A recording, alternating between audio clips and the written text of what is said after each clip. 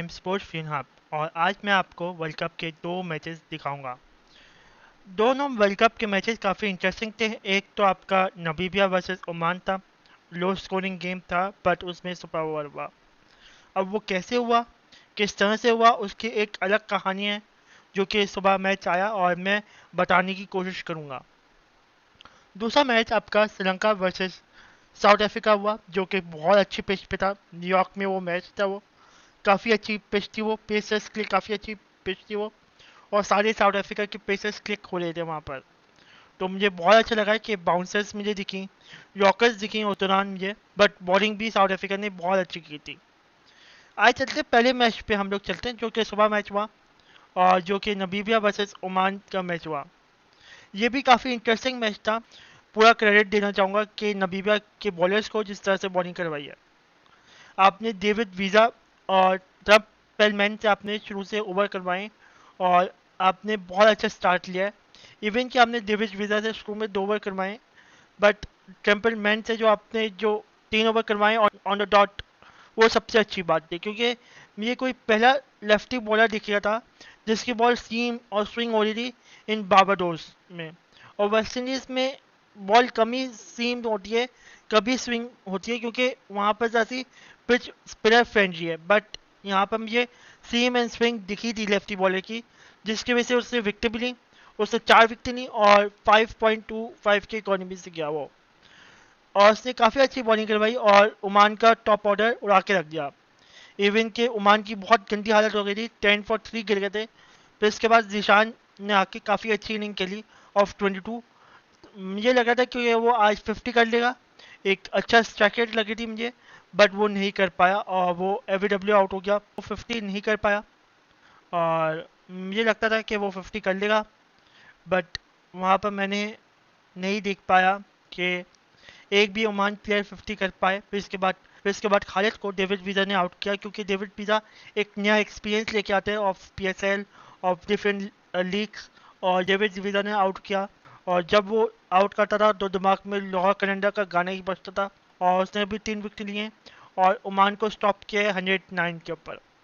But नबीबिया के ऊपर इतना कम स्कोर हुआ है तो नबीबिया के बैट्समैन को ज़्यादा अच्छा खेलना था, ज़्यादा अपना टाइम स्पेंड करना था, बट वो नहीं कर पाए। उनके दोनों ओपनर्स जल्दी आउट हो गए। वहाँ पर एक वॉर शुरू हो गई between the Namibian batsman and Oman bowlers. Oman bowlers का बैकअप था, एक अच्छा स्ट्रॉन्ग कमबैक किया उन्होंने और उन्होंने विकेटें ली काफ़ी। स्पेशली मैं तारीफ करूँगा जिस मेहरान खान की, जिसने 3 विकेटें ली और उसने 3 ओवर करवाए। मुझे लगता था कि वो एक और ओवर करवा सकता है, वो जल्दी आ सकता है, बट आपने उसे ज़रा सा डिले किया तो जिसकी वजह से ओमान जीत जाता, बट ओमान नहीं कर पाया। मगर दूसरी जो चीज़ थी ओमान की, वो थी कैचिंग। नबीबिया एक अच्छी टीम है जो दूसरे कैचेस नहीं छोड़े, उससे ग्राउंड फील्डिंग अच्छी की है, मगर ओमान ने आके ग्राउंड फील्डिंग में खराबी की है। आराम से सिंगल्स किए और कैचिंग भी काफ़ी छोड़ी है। तो बहुत बड़ा सवाल बनता है कि अगर आप कैचेस नहीं पकड़ेंगे, अगर आप बॉलर्स को कॉम्प्लीमेंट नहीं देंगे, तो आप विकेट कैसे ले सकते हैं और जीत कैसे सकते हैं। बट जब सुपर ओवर आया तो सारी बातें नल एंड वॉइड हो गई और हमें ये देखना था कि डेविड वीज़ा कैसे खेल सकते हैं इन द सुपर ओवर। और इन्होंने आज दिन बनाया जिसमें इन्होंने 4 बॉलों में 13 रन किए और इन्होंने 325 के स्ट्राइक रेट से मारा। उनके पार्टनर ने भी मारा, 2 बॉलों पे 2 चौके मारे, तो काफ़ी अच्छा लगा। बट डेविड वीज़ा का जो एक 6 था और एक 4 था, जितने भी लाहौर कलंदर के फ़ैन हैं सबका दिन बन गया जब डेविड वीज़ा चलता है। और मुझे लगता है कि जितने भी लाहौर कलंदर के फ़ैन हैं एक बार लाइक करके बता दें कि मैं हम लोग लाहौर कलंदर के फ़ैन हैं, आप डेविड वीज़ा के फ़ैन हैं। अब चलते हैं साउथ अफ्रीका वर्सेस श्रीलंका पे। साउथ अफ्रीका बहुत किल के मैच जीती है। साउथ अफ्रीका ने बॉलिंग बहुत अच्छी की थी और उसके ऊपर तारीफ बनती है जिस तरह से बॉलिंग की थी, क्योंकि नोकिया से मुझे बहुत कम ही उम्मीदें थी जिस तरह से उसकी बैट फॉर्म चल रही थी। अगर उसकी बैट फॉर्म देखें, आईपीएल में उसकी बैट फॉर्म रही, उसकी वेस्ट इंडीज़ के साथ सीरीज़ खेली T20, तो उसमें उसकी बैट फॉर्म रही। तो मैं चाहा था कि जैसा वो अच्छा करे, बट उसने बहुत ही अच्छा कर दिया। और उसकी जो पेस थी वो 150 क्लिक्स थी, जिसकी वजह से उसकी डेडली यॉर्कर्स जो आ रही थी वो बहुत ख़तरनाक थी, और उसकी जो हाइट की वजह से जो बाउंसर्स निकल रही थी वो काफ़ी ख़तरनाक थी। तो मुझे काफ़ी मज़ा आया जब नोकिया फॉर्म में आया। और फिर उसके बाद जेनसन ने जो कि नई बॉल से बॉलिंग करवाई और काफ़ी अच्छी बॉलिंग करवाई। रबाडा थोड़ा सा फीका पड़ा शुरू में क्योंकि पहला ओवर उसका अच्छा नहीं गुजरा, उसने काफ़ी मार खाई है, एक चौका खाया है, जिसकी वजह से वो प्रेशर नहीं बना पाए, वरना रबाडा ने भी काफ़ी अच्छी बॉलिंग की है, 2 विकेट नहीं है। फिर उसके बाद ओवरऑल श्रीलंका की बहुत ही पस्ता हालत थी और वो 77 पे आउट हो गया। श्रीलंका ने बहुत ही ख़राब खेला, बहुत ही ख़राब रनिंग बिटवीन द विकेट्स थी। मुझे समझ नहीं आया कि हसरंगा जो उनका कैप्टन है वो ऊपर प्रमोट क्यों हुआ।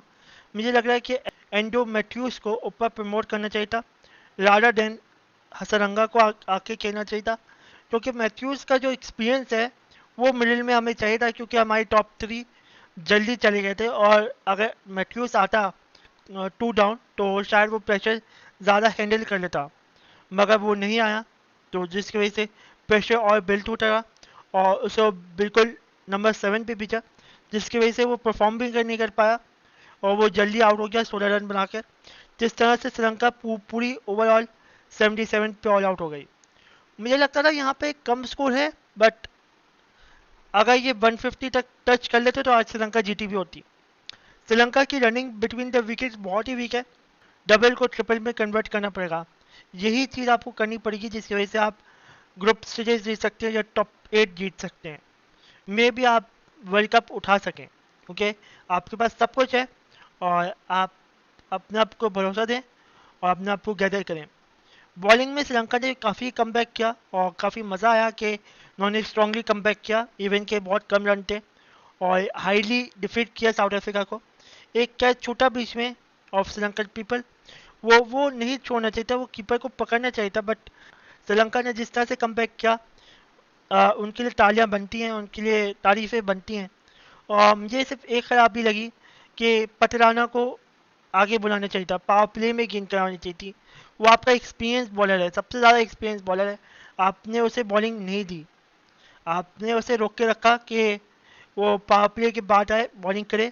और हमें पता है पटराना कितना इम्पोर्टेंट है बॉलिंग के लिए और उसकी कितनी अच्छी डेडली यॉर्कर्स है।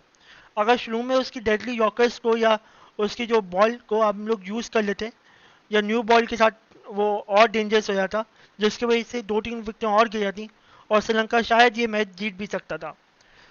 तो यहाँ पर एक लैक ऑफ कैप्टनसी बनती है जो कि श्रीलंकन प्लेयर्स में दिखी है हमें। और यहाँ पर बॉलिंग चेंजेस जो हुए हैं वो काफ़ी बुरे हुए हैं, जिसमें मैथ्यूज़ को पहला ओवर दे दिया और मैथ्यूज़ पहला ओवर कभी भी नहीं करवाता, उसने पूरी ज़िंदगी में नहीं करवाया। माना वो एक्सपीरियंस बॉलर है, बट एक्सपीरियंस आपको पावर प्ले के बाद चाहिए होता है, एक्सपीरियंस आपको मिडिल स्टेजेस में चाहिए होता है। आप शुरू में पावर प्ले में नहीं करवाते, पावर प्ले में आप जाते हो with speed with little bit variation के साथ जाते हो, और फिंगर स्पिनर के साथ भी जा सकते थे, वो बिग विकेट लेता, बट आपने उससे एक ओवर करवाया। तो ये काफ़ी चीज़ें हैं जो कि सोचनी पड़ेंगी आपको और देखनी पड़ेगी और अपनी बेस्ट बॉलिंग लाइनअप खिलानी पड़ेगी। मुझे लगता है कि श्रीलंका के पास काफ़ी कुछ है देने के लिए वर्ल्ड कप में और श्रीलंका और बेटर कर सकता है। साउथ अफ्रीका को यही बोलूँगा कि इतना कम स्कोर था और आपने फिजूल में विकेटें ज़ाया की हैं, स्पेशली मैं रिजा हेंड्रिक्स को कहूँगा, जिस तरह से वो आउट हुआ है और वो 5वें स्टंप पे जाके आउट हुआ है। अगर वो बॉल को लीव भी कर था, क्योंकि बॉल इतनी दूर थी, साउथ अफ्रीका अपने स्टैंडर्ड्स पे नहीं खेल रहा। मुझे लगता है कि अपने स्टैंडर्ड्स पे वो हल्के हल्के आएगा और उनको जल्दी आना चाहिए, क्योंकि मैं चाहता हूँ कि साउथ अफ्रीका बहुत अच्छे फॉर्म में आए टॉप 8 में और काफ़ी अच्छा कंपटीशन दे बाकी टीम्स को। अभी तक के लिए बाय।